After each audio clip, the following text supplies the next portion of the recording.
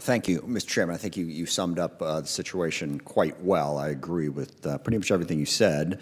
Budget, starting with that, I mean, a couple problems with the budget. One, we don't have one. It's very late. It's later than it's ever been, which gives a degree of uncertainty to the process here that is very difficult to deal with. I spoke with Secretary Phelan yesterday. We tried to talk through a couple ships here and there.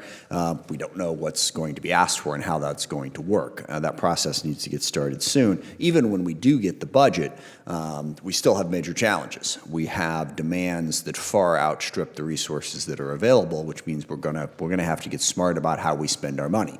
A quote I've used often in this committee from Winston Churchill: "Gentlemen, we're out of money, now we're going to have to think." That is going to be really, really true going forward, no matter when that budget comes out. And the chairman correctly identified, two of the big problems. Every ship program that we have is way over budget and way behind. We're struggling through that. We have major capacity issues in terms of workforce and shipyards that we have to try to deal with. So that entire picture, very complicated, very difficult, and short of the resources that we would like to have. So we're going to be very interested in conversation today about how you intend to attack that very difficult problem, readily acknowledging that the gentleman before us here today did not create that problem. This dates back through multiple administrations and a number of years. We just need to work together to figure out how to fix it. And then the problem that the chairman identified, the readiness issue. The ships that we do have are not ready at to the pace that they should be. Some of that is a matter of retiring old ships that are no longer performing.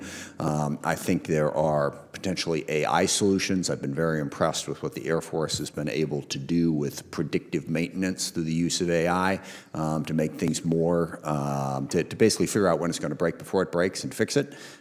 So we've got a lot of work to do there. I'm interested in how we can work with foreign partners, as long as we still have foreign partners who do have massive shipbuilding capacity and could potentially work with us to help deal with those issues. And then the other challenge is, what's the right mix? We've all seen from the war in Ukraine and from the rapid pace of innovation just the amazing things that autonomous systems have been able to accomplish. How do we factor that into the fleet while we are still, building aircraft carriers and destroyers, submarines, and all of that? What is the right mix of those capabilities? And then the final point, what has really become the battle, is survivability.